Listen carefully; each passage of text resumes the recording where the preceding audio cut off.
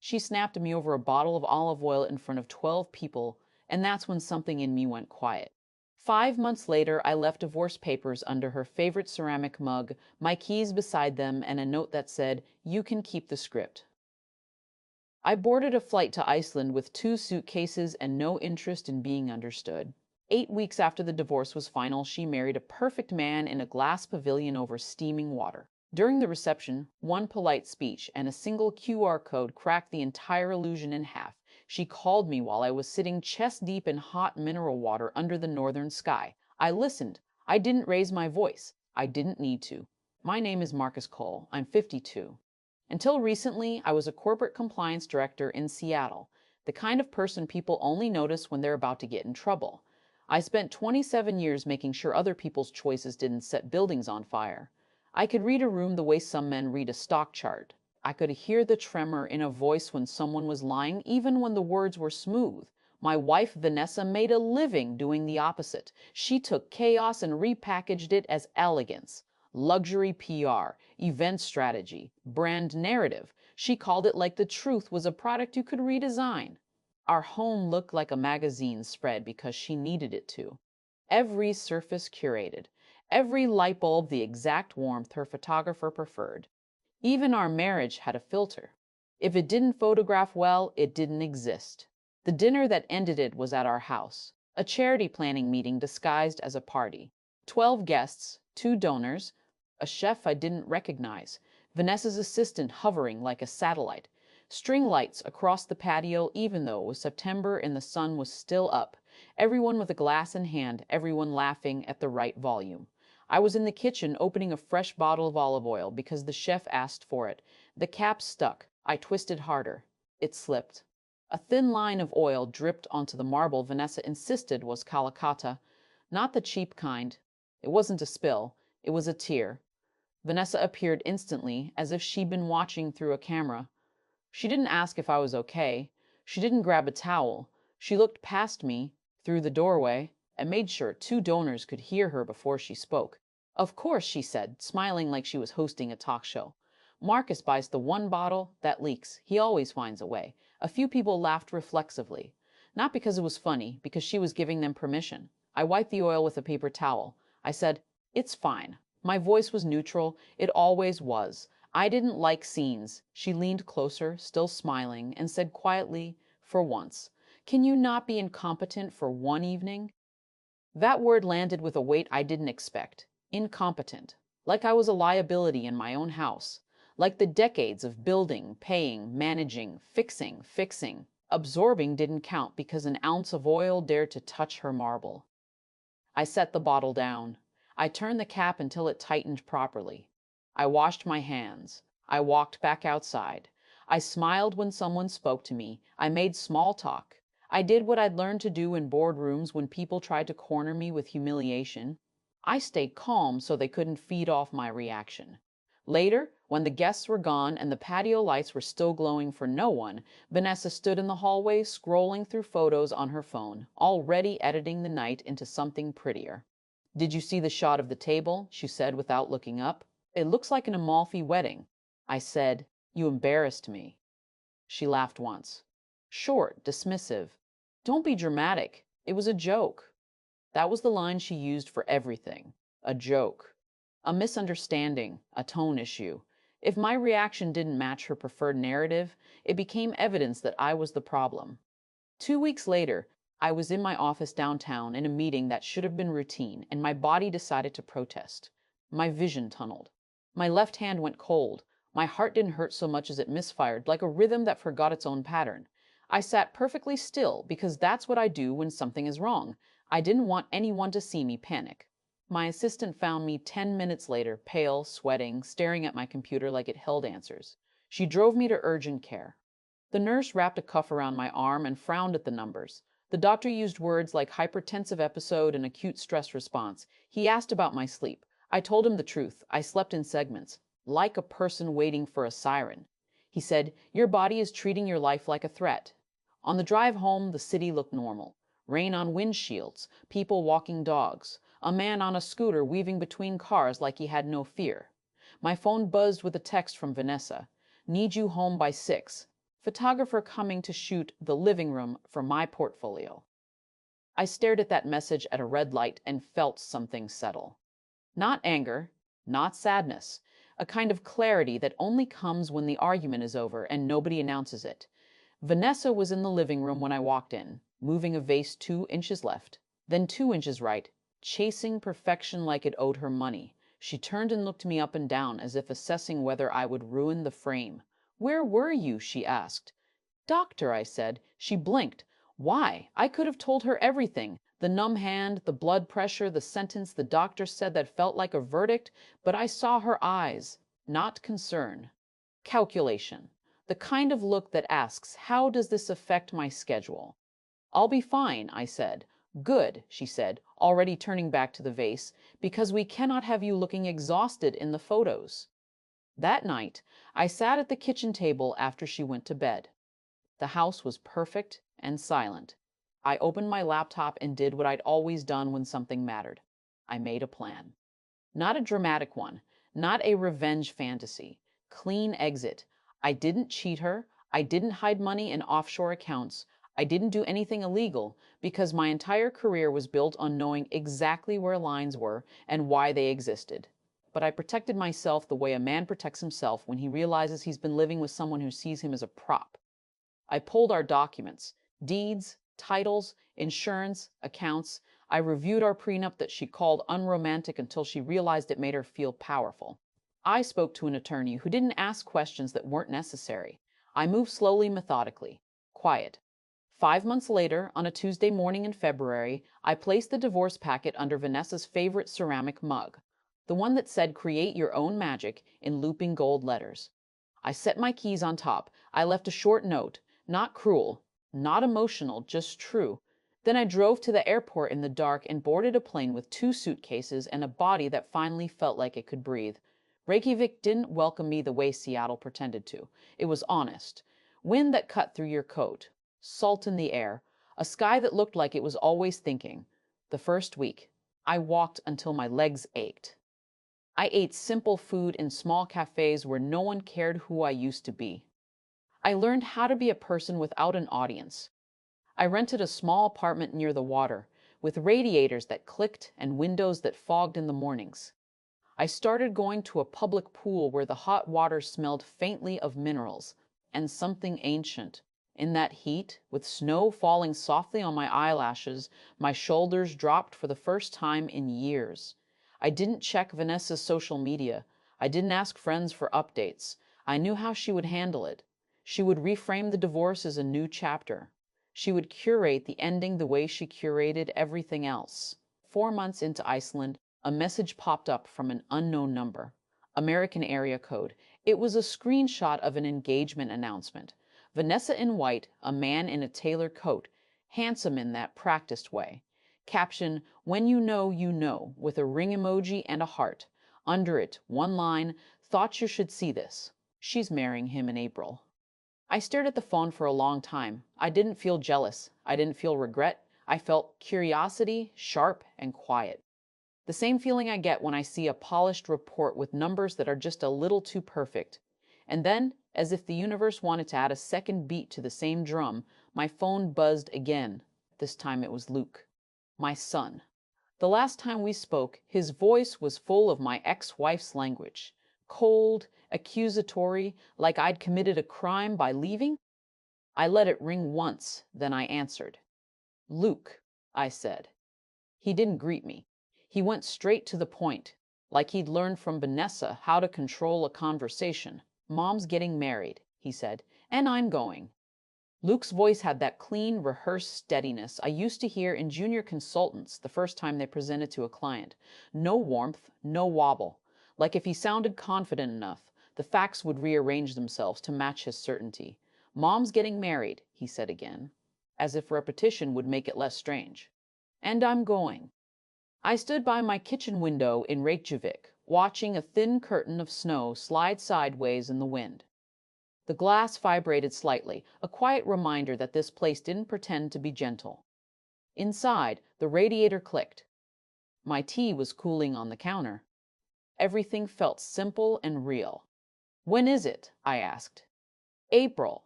In Iceland, he said, and I heard the pride underneath the words, like this detail proved something. Like she hadn't just moved on, she'd leveled up. I didn't react. In Iceland. Where? There was a pause. He didn't like questions that made him think. Vanessa had always preferred statements. Outside the city, he said. It's impressive. Glass pavilion, private lagoon. She said it's going to be intimate but elevated. Intimate but elevated. That was her language. I could picture the mood board already. White orchids, pale stone, a champagne tower. Someone hired to photograph tears at the right angle. And this man, I said, who is he? Luke's answer came too fast. Graham Hale. He's a philanthropist, runs a foundation. He's different, Dad. He's not like you. The words didn't sting the way they would have a year ago. They landed and dissolved. I'd been called worse by people who didn't know what they were saying. I'm glad your mother is happy, I said. He made a small sound like he wanted to argue but couldn't find an opening. She is. And she deserves it. After everything. After everything. I didn't correct him. The best way to handle a narrative is to let it run until it runs out of fuel. You're coming to Iceland for the wedding, I said, more to anchor the absurdity than to challenge it. Yes, Luke said, and you should not show up. Don't do that. Don't make it weird. I almost smiled, as if my presence was the unpredictable variable, as if I'd been the one staging my life for applause. I won't be there, I said.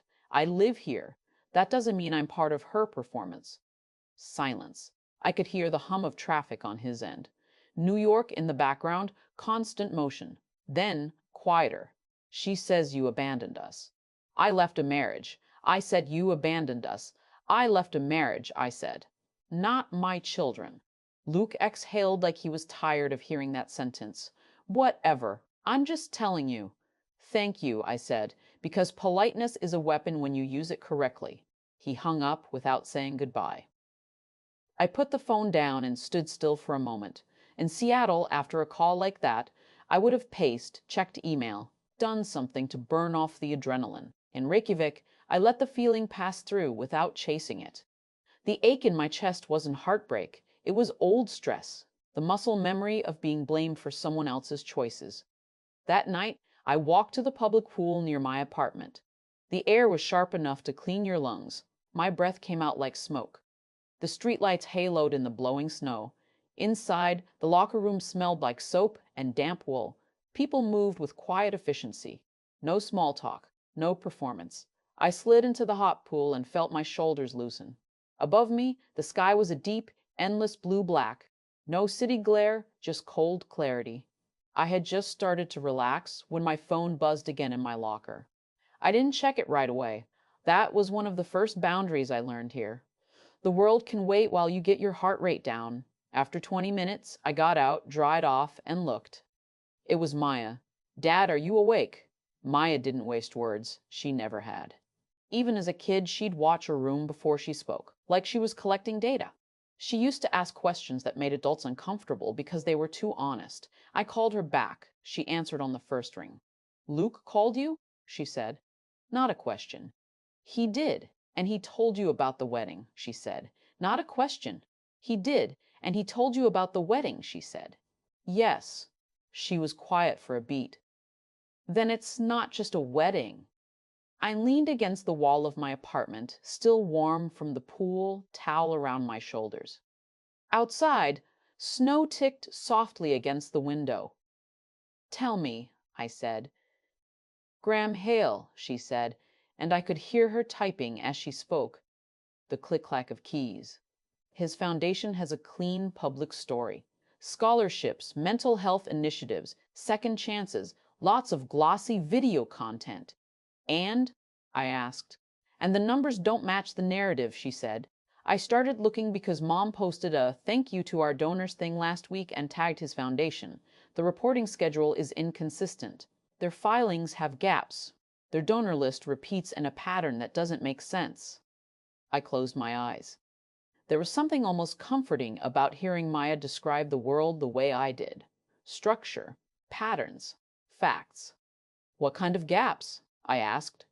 Expenses categorized as program services that look like marketing, she said. Payments to vendors that don't exist in any business registry I can find. A consulting firm with a mailbox address and a lot of money moving through. Small, clean increments. She paused.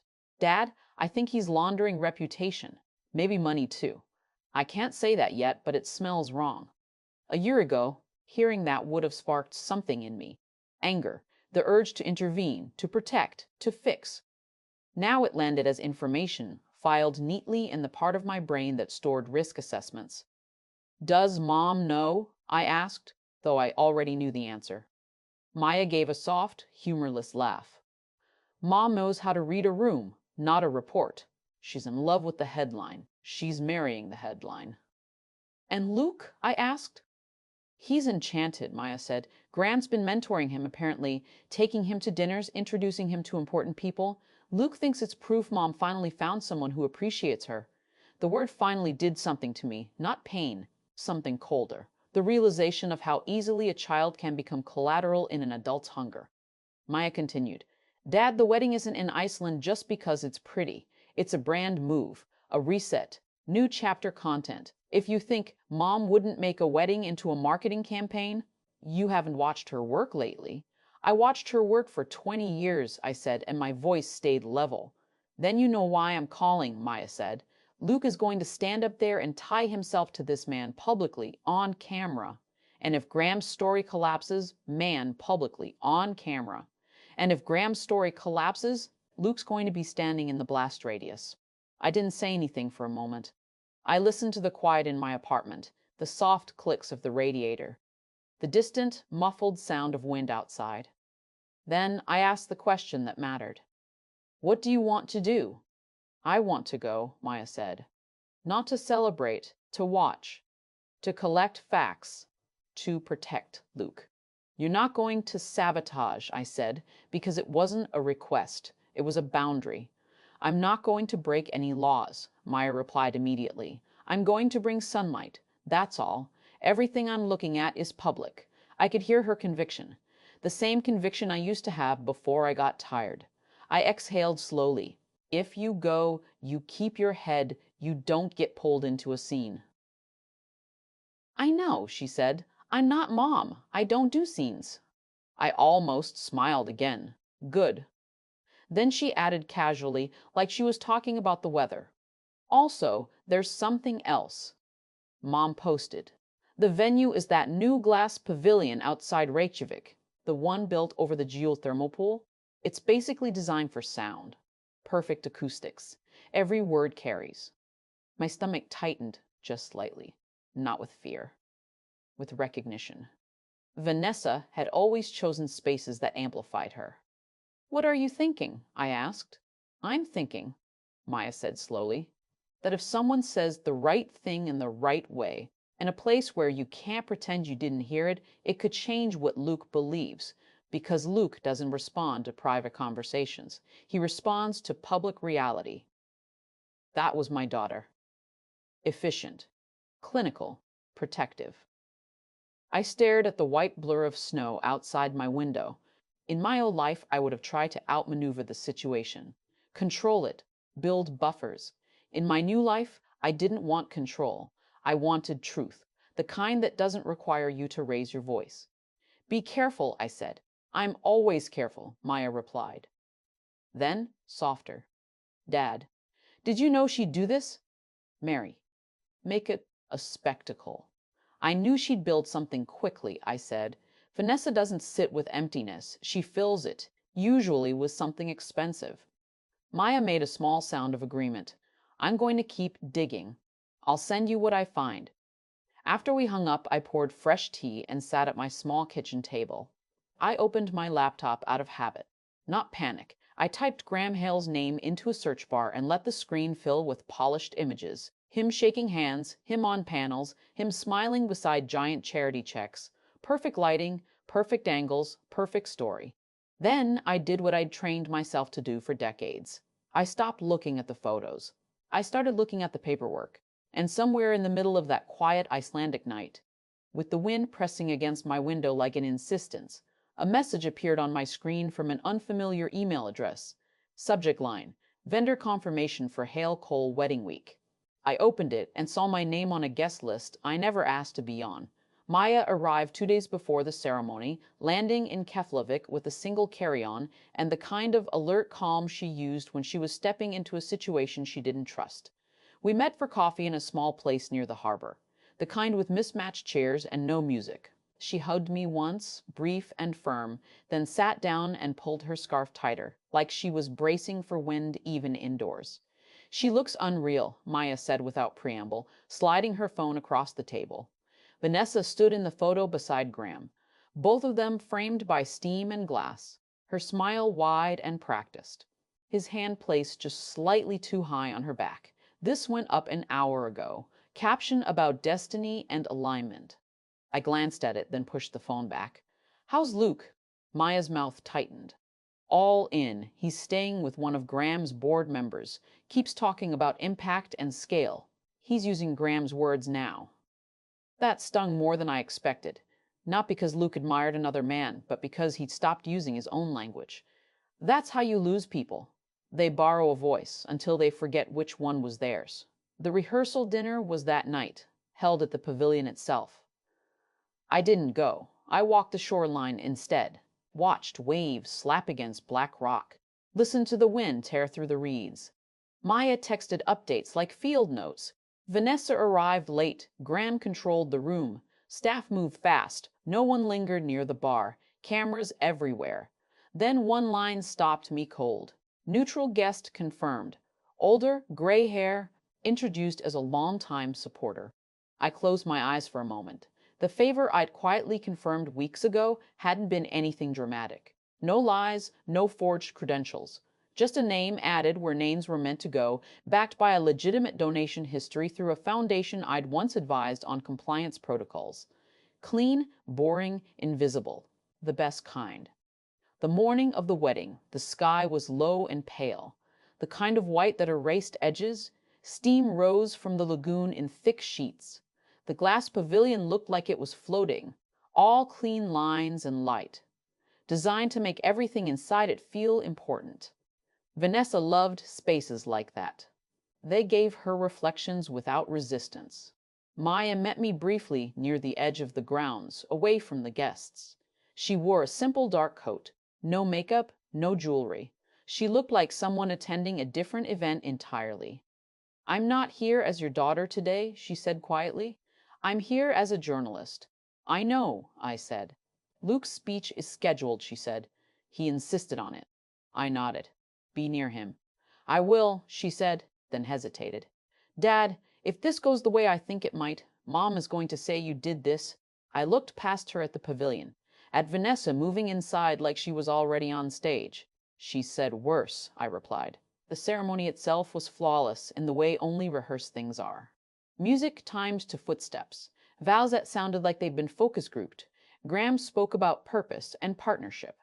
Vanessa spoke about finally being seen. Luke stood at Graham's side, straight-backed, proud, as if proximity alone conferred wisdom. Maya didn't clap much. She watched faces. She noted who leaned in, who checked their phones, who whispered. She sent nothing. Silence from her meant attention. At the reception, speeches began. Toasts about love, about new chapters, about how some people aren't brave enough to grow. Vanessa laughed loudly at those lines. Graham squeezed her hand each time, a signal disguised as affection. Then Luke stood. He spoke well.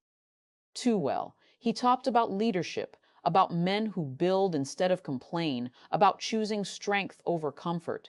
He didn't say my name, but it hovered in the air anyway. A shadow everyone understood. Applause followed, eager and approving. Luke smiled, relieved, basking in it. Maya's next message came seconds later.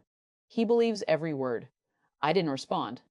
A brief pause followed while staff cleared glasses and reset microphones. The air shifted. People relaxed, assuming the emotional peak had passed. That's when the neutral guest stood. He moved slowly, deliberately, like time was something he'd already made peace with. His suit was conservative. His voice, when he began, was calm and warm. He congratulated them, complimented the setting, thanked Vanessa for her vision, thanked Graham for his generosity. No one tensed. Not yet. Then he said he prepared something short. Not a toast, exactly. A note, something he liked to read at events where appearances mattered, because words had a way of revealing what images concealed. Maya didn't text. She didn't need to. From where I sat, miles away in my quiet apartment with the wind pressing against the windows, I could imagine the acoustics doing their work, carrying every syllable cleanly across the glass and water. The man spoke about foundations, about the difference between surface polish and structural integrity, about how real generosity survives scrutiny. He asked a question, then another, each one phrased gently, almost kindly. People shifted. A few phones came out, subtle at first. Then he said the line Maya had predicted he would say. The one that sounded harmless until it wasn't. For anyone who prefers facts to speeches, he said, the documentation is public. There was a beat, just one. Maya finally texted. Phones are up everywhere. Vanessa just froze. And then, before I could reply, my phone lit up with a familiar name I hadn't seen in months. Vanessa was calling. Vanessa's name pulsed on my screen like a warning light. I didn't answer immediately. I let it ring once while I listened to the wind scrape against my windows. The low, steady sound of Reykjavik doing what it always did, being exactly what it was, without apology. Then I picked up. "What did you do?" she said. Her voice was sharp, controlled only by adrenaline. I could hear noise behind her. Music turned too loud, people talking over each other, the sound of a room trying to pretend nothing was happening. "I'm sitting at home," I said. "In Iceland. That's all I'm doing." "Don't lie to me," she snapped. That man. That speech. The questions. That was you. You planted him. "I didn't plant anyone," I said calmly. "I wasn't invited." She laughed, brittle and disbelieving. "You always do this. You never take responsibility. You hide behind technicalities." I leaned back in my chair and stared at the pale rectangle of sky above the water. "Vanessa, the only thing that happened is that someone read public information out loud. If that's a problem, the problem isn't the reading."